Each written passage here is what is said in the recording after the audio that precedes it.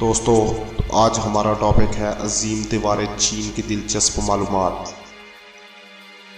حضرت عیسیٰ علیہ السلام کی پیدائش سے تقریباً 200 سال پہلے چین کے بادشاہ شی ہوانگ ٹی نے اپنے ملک کو دشمنوں کے حملے سے محفوظ کرنے کے لیے شمالی سرحد پر ایک دیوار بنانے کی خواہش کی۔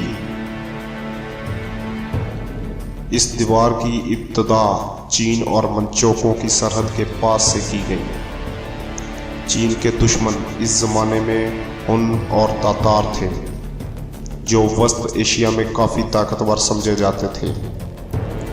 یہ دیوار خلیج لیاؤ تنگ سے منگولیا اور تبت کے سرحدی علاقے تک پھیلی ہوئی ہے۔ اس کی لمبائی تقریباً 1500 میل ہے اور یہ 20 سے لے کر 30 فٹ تک اونچی ہے۔ چوڑائی نیچے سے 25 فٹ اور اوپر سے 12 فٹ کے قریب ہے۔ ہر 200 گز کے فاصلے پر پہرہ داروں کے لیے مضبوط پناہ بنی ہوئی ہیں۔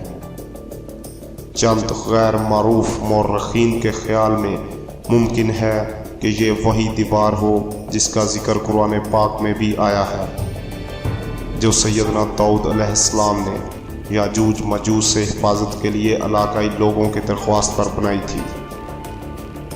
ابتدائی طور پر کن، یاؤ اور یان سلطنت کی دیواروں کو ملا کر ایک بڑی دیوار بنائی گئی جو کہ 5000 کلومیٹر طویل تھی۔ اس کے بعد اگلے 2000 سال کے مختلف شہنشاہوں کے عہد میں اس دیوار کی مضبوطی اور لمبائی میں اضافہ کیا جاتا رہا۔ آج نظر آنے والی دیوار چین کا بڑا حصہ منگ سلطنت 1368 سن عیسوی سے 1444 سن عیسوی میں تعمیر کیا گیا۔ اگرچہ قدیم دور میں اس دیوار کا مقصد چین کو حملوں سے بچانا تھا، لیکن بعد میں اس دیوار نے ایک مشہور ترین سیاحتی مقام کی حیثیت اختیار کر لی، اور آج بھی لاکھوں سیاح ہر سال اسے دیکھنے کے لیے چین کا رخ ظاہر کرتے ہیں۔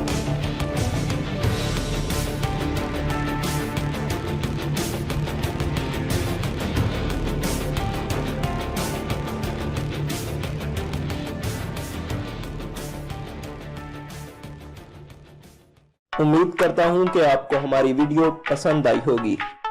تو دوستو اس ویڈیو کو لائک، شیئر اور چینل کو سبسکرائب کرنا مت بھولیں۔